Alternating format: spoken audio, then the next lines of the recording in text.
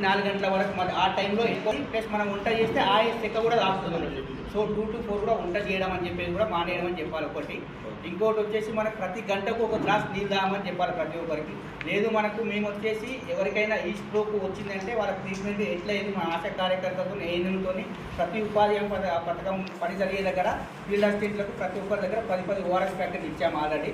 మేము కూడా అక్కడక్కడ పోయి విజిట్ చేస్తూ ఉన్నాము. అయితే అక్కడ వచ్చేసి ఎవరికైనా వడదెబ్బ తగిలింది అంటే ఒళ్ళు చాలా వేడిగా ఉంటాయి, 105 డిగ్రీ టెంపరేచర్ ఉంటుంది. సో నార్మల్గా మనం ఎవరైనా ఎండకపోతే ఏమైతే ఎవరికైనా చెమట వస్తుంది. చెమట వస్తే వడదెబ్బ తగలనట్టు, చెమట రాలేదు అంటే వడదెబ్బ తగిలినట్టు.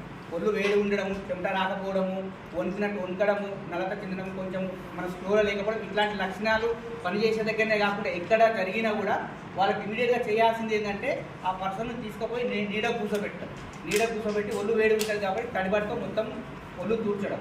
ఆయన మనకు కాన్షియస్లో ఉంటేనే ఆయనకు నీళ్ళు తాపాలి. ఒకవేళ కాన్షియస్లో వేయడానికో నీళ్లు తాపకూడదు. అట్లా తాపితే మళ్ళీ ఊపిరితిత్తులో పోయి మళ్ళీ ప్రాణం పోయే అవకాశం ఉంటుంది. ఒకవేళ కాన్షియస్ వచ్చినాక నీళ్లు తాగుతుందంటే పర్లేదు. అలా కూడా నీళ్లు తాగుతున్నప్పుడు గొంతు మింగడం ఇబ్బంది అవుతుంది, లోపలికి పోతలేదు అనుకో, అప్పుడు వెంబడే మనం 102 వెహికల్ 108 ఫోన్ చేసి మనకు వికారాబాదు, తాండూరు, పరిగి, కోడంగల్ 4 హాస్పిటల్ అక్కడ సూపరింటెండెంట్లకు కూడా కలెక్టర్ సార్ మీటింగ్ తీసుకొని చెప్పడం జరిగింది. ఎవరైనా పేషెంట్ ఏ మండలం నుంచి వచ్చినా కానీ, సన్స్ట్రోక్ నుంచి కానీ, డిహైడ్రేషన్ నుంచి ఎవరు వచ్చినా కూడా ఇమీడియట్గా రెస్పాండ్ కానీ అన్ని మందులు బెడ్స్ అన్నీ అరేంజ్ చేసుకోమని నిన్న కలెక్టర్ సార్ మాకు మీటింగ్లో చెప్పారు. ఇంకా ఎయిడ్ రిలేటెడ్ గురించి, డిహైడ్రేషన్ గురించి, ఇది ఇంకా ఇవి కాకుండా మీ సలహాలు ఏమైనా ఉంటే కూడా